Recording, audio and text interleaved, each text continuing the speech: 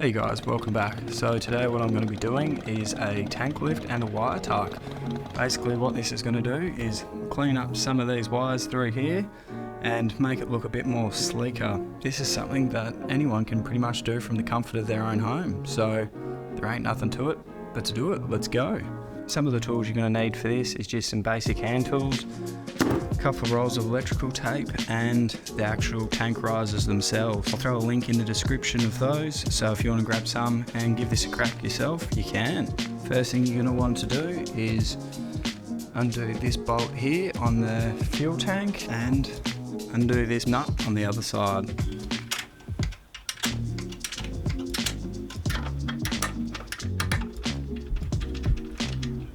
Now if you want to give yourself a bit more space, take the seat off and undo the bolts at the back of the tank as well. Now same thing, undo this one here.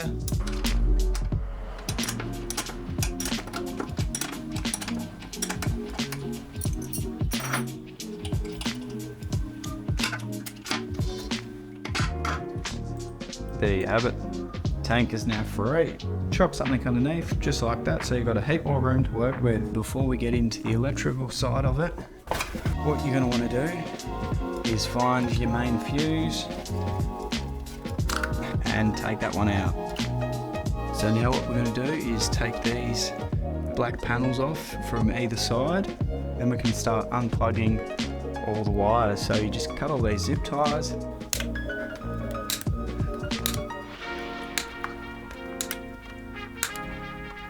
And you've got one star bit screw in here, which we need to undo as well.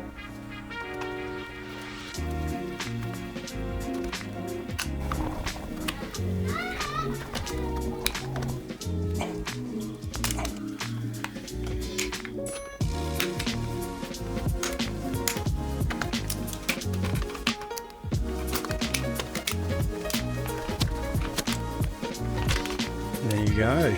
Now you can see this jumble of wires under here. What we're going to do is unplug them and then we're going to re-wrap them so they're a bit tighter, and then we can hide them under the tank along the backbone here. So this is why it's important to take that main fuse out, just so nothing shorts or blows while you do this. Be careful not to pull any of the wires too tight, because you don't want to mess something up further than where all these plugs are. So before I go any further, what I'm going to do is quickly throw on these tabs to see how much room I've actually got underneath the tank, and then I'll just continue on from there. So with these tabs that I've got, the tank, all it is the Allen's key, and it sort of sits like that, and then you put your main bolt back through.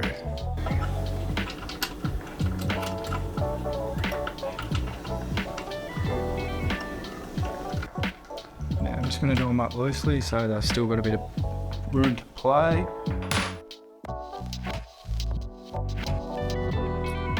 This part's going to take a bit of trial and error. It's just figuring out which lines are going to have enough length, which ones aren't, so you might need to do a bit of cutting and basically see what you can and can't get up in there.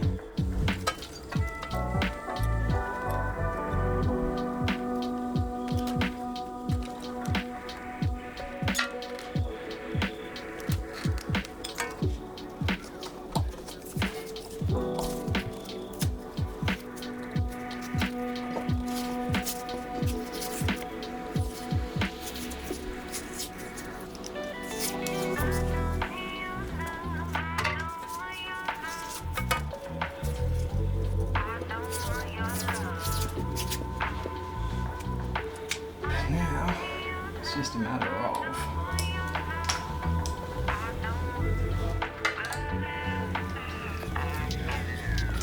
taking all the plugs where they need to go.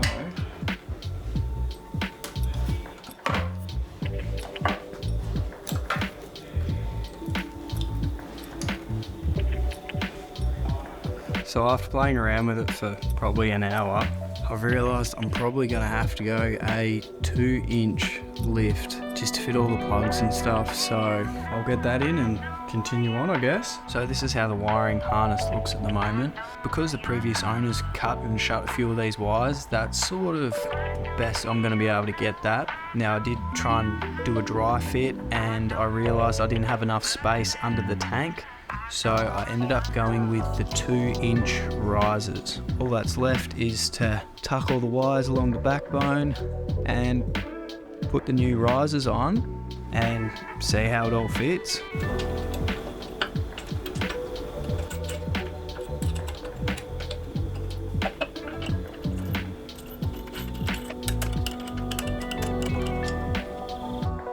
Now with the tank risers on, I can sort of play around with this wiring loom a bit more and see how it's all gonna fit. Now I've got all the plugs under there, I'm just gonna make sure that nothing's pinching, which now I might need some cable ties.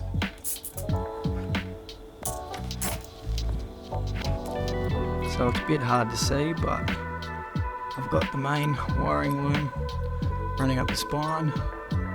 Now I can start plugging them all back in.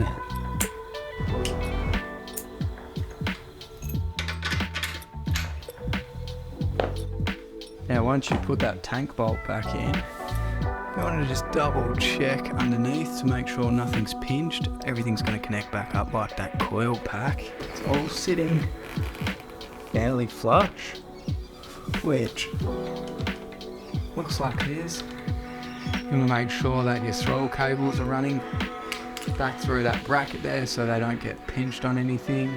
So it got too dark to finish recording last night, but essentially all I did was zip tied the wiring loom up under the tank there, made sure nothing was getting pinched as I've put the tank back down, and I actually put some Loctite on the bolts for the tank riser so they won't come undone.